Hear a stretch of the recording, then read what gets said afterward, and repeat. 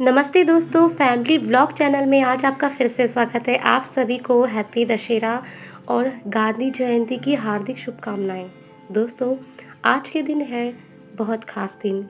चलिए दोस्तों, इस ख़ास दिन में आज आपसे एक बात हो जाए, वो भी पैसों के बारे में। दोस्तों, पैसों की बचत के लिए अगर आपने कोई भी गुल्लक लिया है, तो उसको आज आप जोड़ना शुरू कर दीजिए, क्योंकि एक एक रुपए में बहुत ताकत होती है। अगर आप थोड़ा थोड़ा पैसा करके बचत कर रहे हो तो बहुत ही बढ़िया है।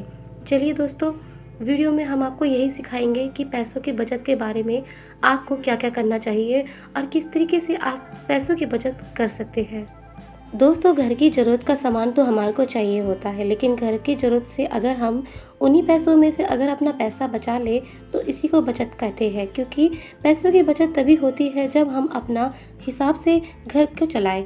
जैसे कि हम क्या करते हैं कि कुछ सामान ऐसा हो जाता है जिसको हम एक्स्ट्रा ले लेते हैं, तो ये क्या होता है कि हमारा पैसा ज़्यादा लग जाता है। इससे अगर अच्छा कि हम उस हिसाब से लें जितना हमारे को चाहिए, ताकि हमारा पैसा और चीज़ के लिए बच जाए, ताकि हमारे को हर महीने में हमारा जो हिसाब है वो चलता रहे। जैसे रूम का रेंट जो किराया होता है, पहले हमें एक कॉपी में हमारे को लिख देना चाहिए कि इतना हमारा रूम रेंट जाता है। फिर हर महीने जो भी आपका घर का राशन आता है, एक बार अपने अपने राशन में आपको यह ध्यान देना चाहिए कि हमारे राशन में ऐसा क्या है जो बार बार यूज़ होता है और ऐसा क्या है जो इतना यूज़ नहीं होता है।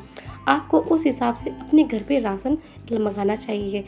ए टू जेड जितना भी आपको घर पे ज़रूरत का सामान है वो घर में रखना चाहिए। राशन का जो भी आपको लगता है कि ये मेरे लिए चाहिए ही चाहिए, ये तो मैं घर पे बनाती हूँ, ये हम खाते ही हैं, तो इस तरीके से आप पूरा महीने का राशन आपको एक डायरी में लिखना चाहिए। इस हिसाब से आप पूरे घर का राशन महीने में मंगा सकते हैं। इसमें आपको मालूम चलेगा कि आप राशन में कितना पैसा खर्च करते हैं और कितना आपके पास पैसा बचेगा। उस हिसाब से मार्केट में आप जब जाओगे और फिर आपको पता चलेगा कि किस चीज़ के प्राइस कम हुए, किस चीज़ के प्राइस बढ़े।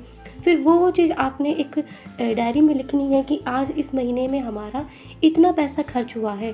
फिर अगले महीने आपको बैलेंस बना के चलना है कि अगले महीने हमारा कितना पैसा राशन में लगेगा।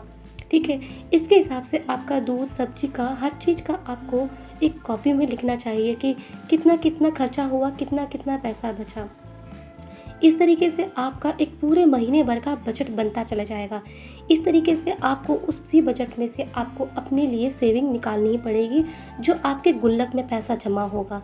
ये हुई घर में छोटी छोटी सेविंग जो महिला आराम से कर सकती है। उनका थोड़ा थोड़ा पैसा बच सकता है, एक एक रुपये, दो दो रुपये, पाँच पाँच रुपये, जिस तरीके से वो बचाएगी इस तरीके से उनका पैसा धीरे धीरे बचता चला जाएगा।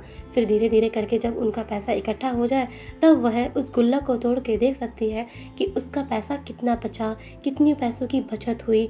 तब वह बहुत खुश होएगी और मुझे उम्मीद है कि महिला को ये बहुत ही अच्छा लगेगा इस तरीके से अगर वो बचत करेगी तो। और ये बहुत ही अच्छा आइडिया भी है, और इससे क्या होगा, उनको मालूम चलेगा कि कितना पैसा मेरे गुल्लक के लिए बच रहा है। इस तरीके से थोड़ा थोड़ा पैसा करके वह बचा सकती है। दोस्तों, महीने भर तो हमारा घर का जो राशन है वो इस तरीके से चलता है।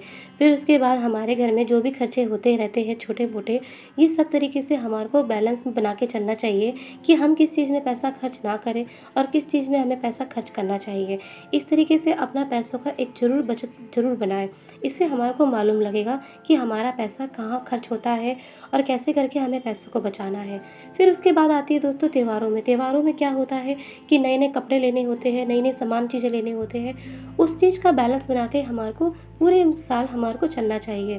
त्योहार से लेकर हर चीज़ तक हमारे को एक बैलेंस बचाना चाहिए, जिसमें हमारे को कुछ पैसा हमारे को इसलिए भी बचाना चाहिए ताकि हम अपने लिए गोल्ड खरीद सकें। दोस्तों, आपको थोड़ा-थोड़ा गोल्ड खरीदना चाहिए। अगर शुरुआत में ही सब ने अगर थोड़ा-थोड़ा गोल्ड आज खरीदा होता, तो आज इतना अफ़सोस नहीं होता कि काश हमने पहले गोल्ड क्यों नहीं खरीदा। आज आपको मालूम है गोल्ड के प्राइस कितने बढ़ चुके हैं। लेकिन अगर इस तरीके से हमने पहले ही थोड़ा-थोड़ा अगर बचत करी होती, तो शायद आज गोल्ड हम खरीद पाते। लेकिन दोस्तों, कोई नहीं, अभी भी देर नहीं हुई है, अभी भी हम पैसों को बचत कर सकते हैं, अभी भी थोड़ा-थोड़ा पैसा करके बचा सकते हैं और अपने फ्यूचर के लिए हम अच्छा सेविंग कर सकते हैं। तो इसके लिए आपको क्या करना है, पैसों की बचत करनी है, थोड़ा-थोड़ा पैसा करके आपने बचाना है। और फिर देखिए दोस्तों, आपके पास क्यों नहीं पैसा होगा, आप थोड़ा-थोड़ा पैसा करके बचाइए, घर से भी आप अपनी बचत करिए और सैलरी से भी आप 10% अपनी बैंक में ज़रूर जमा करिए। इस तरीके से आप पैसों की बचत करिए, फिर देखिए आपके पास क्यों नहीं होगा, सब कुछ होगा आपके पास। तो दोस्तों, ये थी जानकारी जो मैंने आपको दी। अगर आपको ये जानकारी अच्छी लगी हो तो वीडियो को लाइक करें, चैनल को सब्सक्राइब करें, वीडियो को ज़्यादा से ज़्यादा लोगों को शेयर ज़रूर करें। फैमिली ब्लॉग चैनल है मेरा। आज के लिए इतना ही, अगली वीडियो के साथ हम फिर मिलेंगे। नमस्ते।